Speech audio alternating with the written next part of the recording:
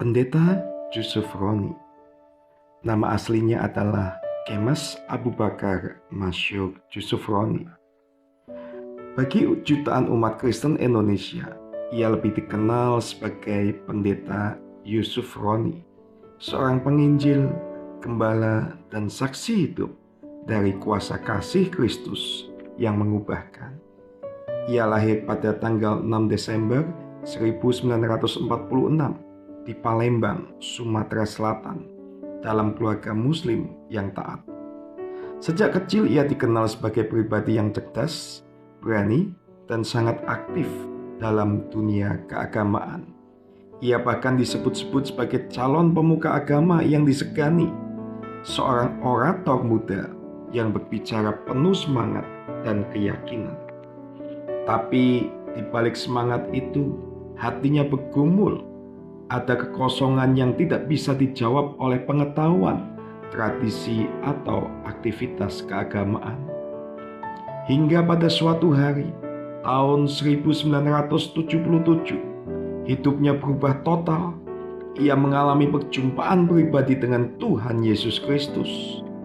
Ia bukan hanya berganti agama, tetapi sebuah kelahiran baru di dalam hidupnya, sebuah perubahan arah hidup yang lebih dalam lagi. Dengan keberanian yang luar biasa, ia meninggalkan semua masa lalunya dan memilih mengikut Kristus dengan sepenuh hati. Tentu keputusannya ini tidak bisa diterima oleh semua pihak.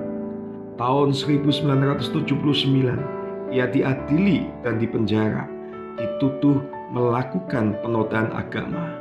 Namun di balik jeruji ia berkata, "Yesus tidak meninggalkanku, bahkan di penjara pun dia tetap memelukku." Sekembalinya dari penjara, ia tidak menyembunyikan imannya. Ia justru melayani dengan lebih giat lagi. Ia bahkan mendirikan Gereja Kristus Rahmani Indonesia, lalu Gereja Kemah Abraham, yang kelak menjadi tempat ribuan orang bisa bertemu dengan Tuhan, menerima pengajaran, dan dibaptis dalam Roh Kudus. Pelayanannya yang penuh api, tetapi tidak kasar. Ia lembut, tenang, dan mengalir, namun kuat menyampaikan kebenaran. Khotbah-khotbahnya sederhana, tetapi menyentuh hati dan penuh kuasa. Namun, tidak semua orang menerima dia dengan tangan terbuka. Ada yang mencibir, ada yang menyerang latar belakangnya, ada pula yang berusaha menjatuhkan reputasinya. Tetapi Pendeta Yusuf Roni tidak membalas. Ia memilih jalan kasih dan kesunyian. "Aku tidak perlu membuktikan siapa aku, biarlah kasih Kristus yang menjawabnya." Demikian katanya. Selama lebih dari 45 tahun, ia melayani dari aula ke aula, dari tenda ke tenda, dari kota ke kota.